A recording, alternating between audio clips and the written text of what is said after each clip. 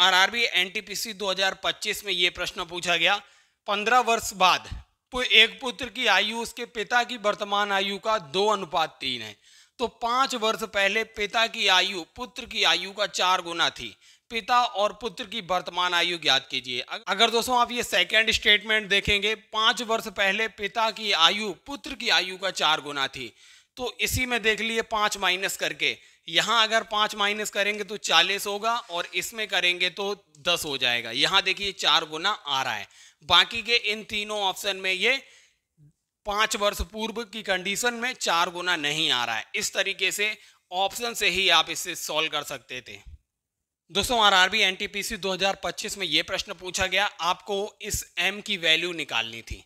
दोस्तों आप देखेंगे यहाँ पर 10/11 है, जबकि यहाँ पर 11/10 दिया गया है। तो इनको भी 10/11 की फॉर्म में लिख लेते हैं।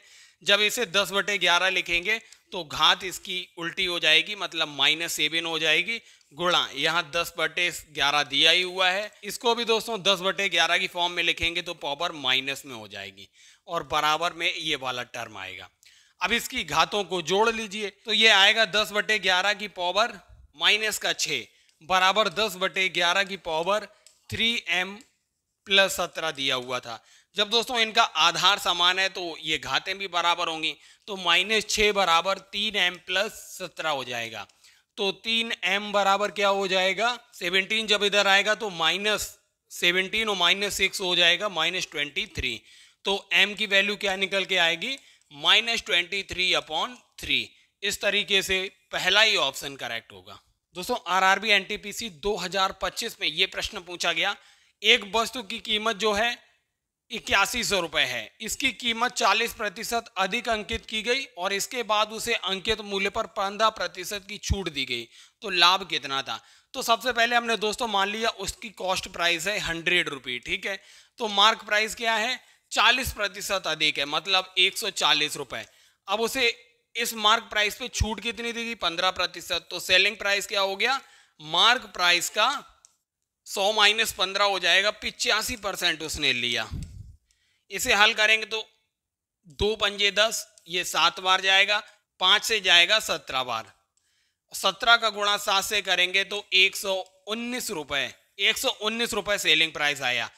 तो प्रॉफिट क्या हुआ दोस्तों, selling price minus cost price 100 था, तो 19% का उसे टोटल प्रॉफिट हुआ। दूसरा ऑप्शन बिल्कुल करेक्ट है। दोस्तों आरआरबी एनटीपीसी रीजनिंग में ये क्वेश्चन पूछा गया, आपको इस क्वेश्चन मार्क की जगह बताना था क्या आएगा।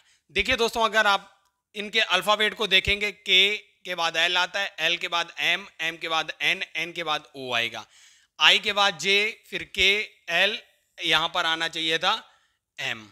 अब देखिए यहाँ पर O के बाद P आता है, P के बाद Q, Q के बाद R, R के बाद यहाँ S आना चाहिए था। तो दूसरा ऑप्शन OMS बिल्कुल करेक्ट होगा।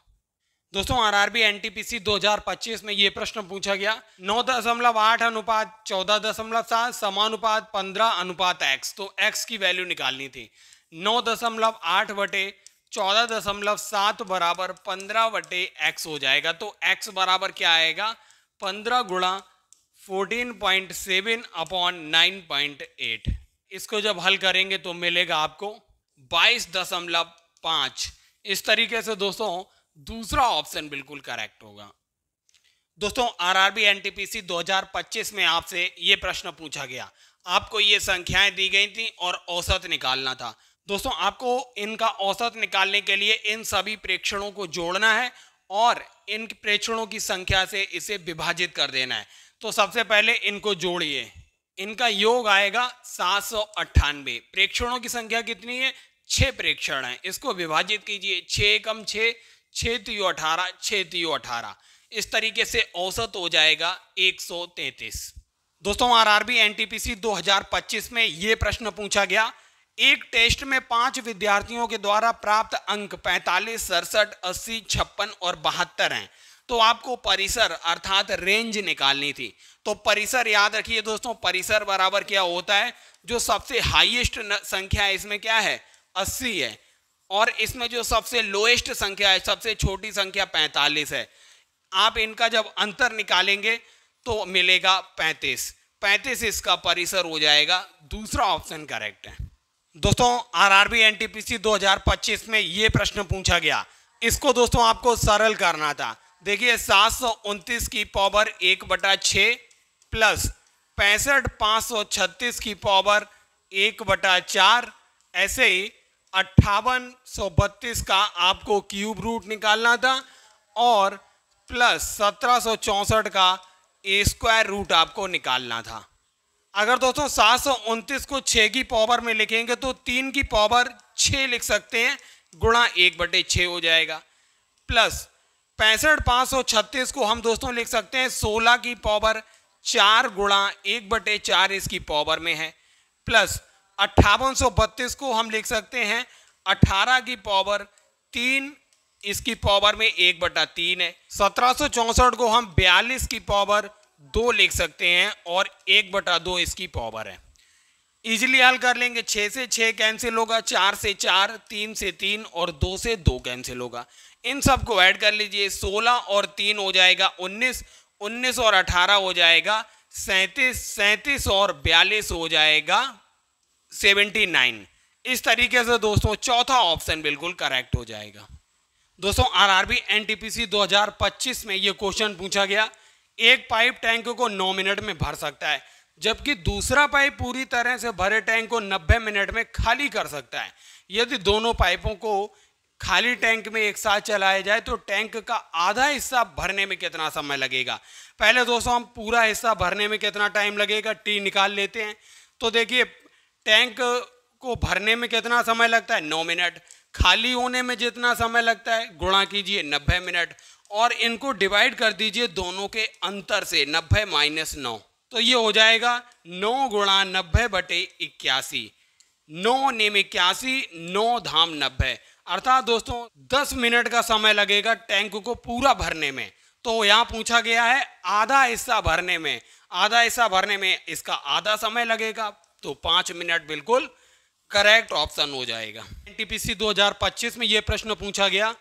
ए स्क्वायर प्लस बी स्क्वायर 111 दिया हुआ था, ए गुणा बी 27 दिया था, जहां ए ग्रेटर देन बी दिया हुआ था। आपको a - b/a + b वैल्यू निकालनी थी। अगर दोस्तों आप यहां से a - b की वैल्यू निकालना चाहें तो a - b का होल स्क्वायर बराबर होता है a square plus b square -2ab। यहां से क्या हो जाएगा, a square plus b square की वैल्यू 111 है, माइनस 2 गुणा ए बी 27 दूनी 54, माइनस करेंगे तो ये आएगा 57। तो a - b की वैल्यू क्या निकल के आएगी, √57। ऐसे ही a + b की भी वैल्यू निकाल लेंगे, क्या आएगा, a + b का होल स्क्वायर बराबर a square plus b square plus 2ab। अर्थात दोस्तों 111 में 54 को जोड़ेंगे तो आएगा 165। तो a + b की वैल्यू क्या आ जाएगी, √165। अब a - b/a + b की वैल्यू आसानी से निकल आएगी, √57/√165। तीसरा ऑप्शन बिल्कुल करेक्ट होगा।